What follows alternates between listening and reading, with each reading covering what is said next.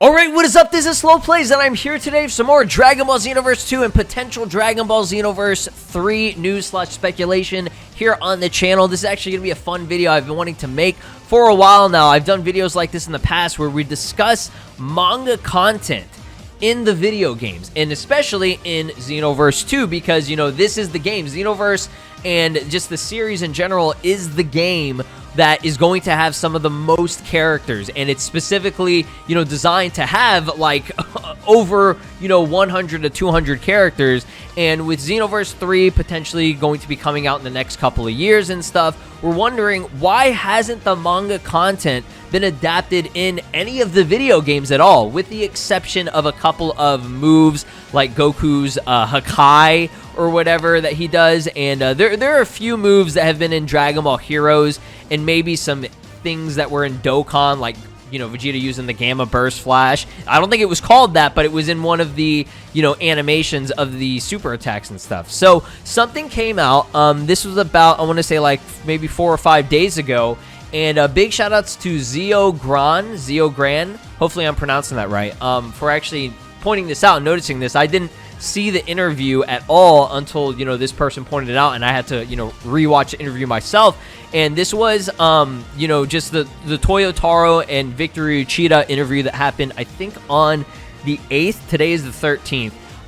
So they said, okay, so hold on, just bear with me here. They said Toyotaro and Victory Uchida confirmed we'll eventually be getting the new manga forms in the games. Now, this is not a confirmation. It's more of something that's being insinuated, okay? At times, I don't think they meant that. I think it was more of like they were excited at the fact that, you know, this was even mentioned or brought up in the actual interview itself.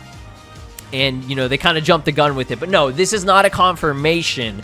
It's more of just something that's, you know, being hinted at, like, oh, hey, you know, eventually we will see these forms / characters from the manga in the video games, okay? And I think that's been obvious. I think most of us, the majority of us that are fans of the series, know that this will eventually happen. But why hasn't it happened, you know, over the past 3 or 4 years now, or just over the since the anime ended, okay? Ever since Toyotaro has been creating the manga and everything, we haven't seen a single bit of characters or forms or anything in any of the games, and Dokkan would be the game to get it first, or at least, you know, be the footprints laid out for us seeing these characters in the games. Now, when it comes to the movies, we see them all the time. You know, Broly movie had all of it. Superhero movies getting a little bit of content here and there. We already have Gamma 1 and 2 and Legends. And, of course, eventually we're going to be getting the other forms / characters. I mean, you guys know who it is,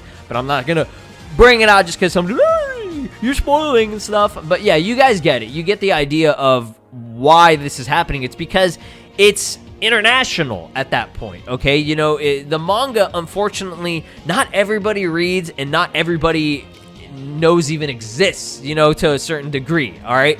And I'm talking internationally across the entire world. Not everybody's keeping up with it, so it is not really in their best interest to be dropping that kind of content, because in a sense it does spoil. Now, Toei and Shueisha and all that, and, you know, when it comes to Dragon Ball, shit gets spoiled all the time by their own companies and their own creators. Like, it's obvious, so it wouldn't be a big deal. But I'm just saying, like, it actually isn't that very smart of a move to integrate these characters in there yet, just because not many people know who these characters are, what they do, you know, all that stuff. You want to see it animated first. That way you have a better, easier reference material to go off of whenever you're creating them in the games. To me, that makes the most sense. I think that's the best move, is to wait for the anime to return, and that seems to be what they're doing here. But real quick, just to show you guys in reference to what Toyotaro was talking about, it was, in a sense, talking. I mean, the whole interview was talking about the manga and the latest arc with Granola and stuff, and they were discussing Ultra Ego Vegeta and Gas, how he has like 50 forms, and he said, it's tricky to come up with the names for those. I'll have to give some thought. So yeah, just like Toriyama coming up with some of the weirdest, not worst names, but he's not good with naming forms and things, because, I mean, that's not really his intention. He's just kind of creating this shit on the go or whatever, on the fly, and it's not like he has some kind of like inner crazy form creation. The games, I feel like, I don't know if they consult Toriyama first or who's the actual names, like when it comes to it, like how are they adapting them in the game, certain like moves and things or whatever. But Toyotaro does say that he said, I'm sure that those forms will show up in the games. Okay, that was the main thing that I wanted to discuss. And, you know, like I said, it's obvious that we will see them, but we're just waiting on that manga to be adapted into the anime or be created in some type of animated format that can be sold or shown off internationally, that everybody will know, hey, this character is part of the new arc. Okay, it's hot, it's fresh, it's new, it's wow. You know what I mean? This shit goes hard. And when it goes hard, people will eat it up like crazy. That's why we haven't seen even figures for a lot of this stuff. For example, something like Super Saiyan Goku Black, you know, or Super Saiyan 2 Goku Black, the gold yellow-haired form, that was in the manga.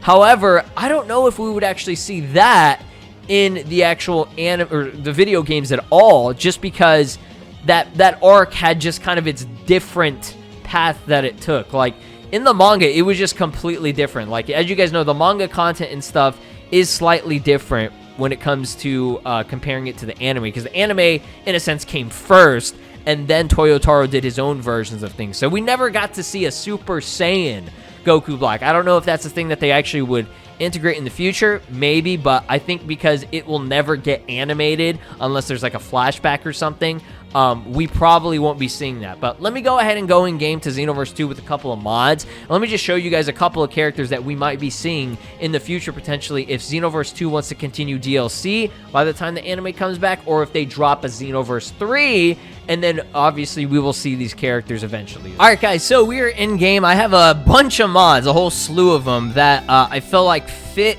for what this topic was about, and it's exclusively just the manga characters. Now, I know there's stuff from Dragon Ball Superhero and maybe some other characters and things that I would like to see eventually in Xenoverse 2's DLC or in Xenoverse 3, but let's just specifically go over the manga stuff. So, very first one we have here is Super Saiyan Goku Black. Now, I literally just said that we probably won't see a Super Saiyan Goku Black, but they could surprise us. You know, they did some weird stuff where Nappa got Super Saiyan, and I know that was never a thing, but I'm just saying, like, they do some crazy stuff in this game at times, okay? So, seeing a Super Saiyan Goku Black ain't that insane, but, I mean, it could happen. You never know.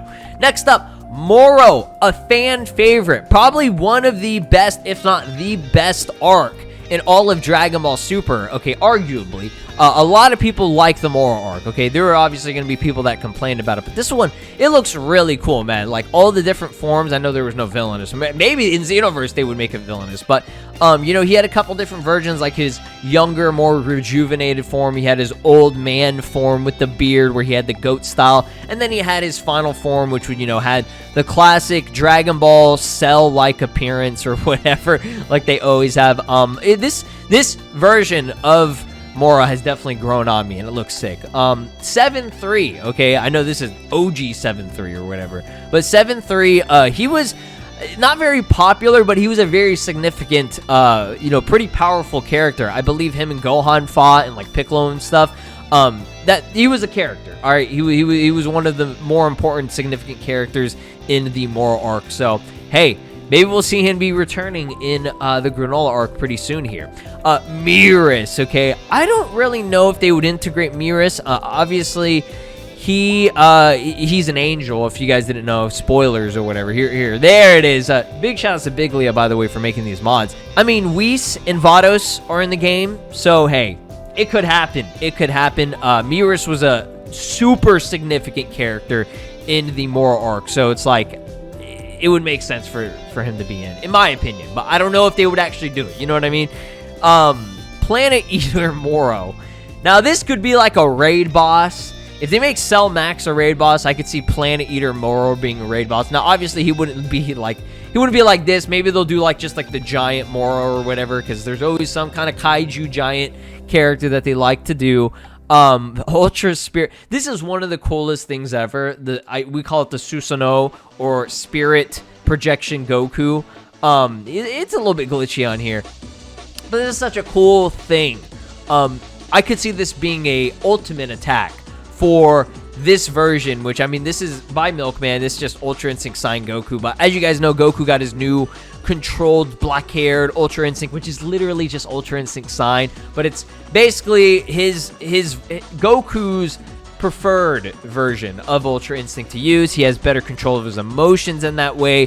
When he goes UI jizz-haired form, unfortunately, he's got to turn off his emotions, okay? That's why Goku jizz-haired form is so different than the black hair or just any other Goku form in general. I mean, that's what they're going for, but in a sense, they always change shit, and it makes no sense anyway, so I don't give a fuck. But yeah, I could see them adding this as a new character slot, because Xenoverse adapts every version of Goku's transformations. You know what I mean?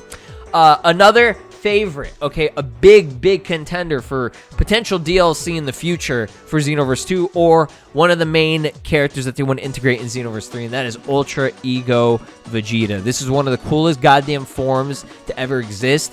It's, you know, badass as fuck, and it goes hard. You know what I mean?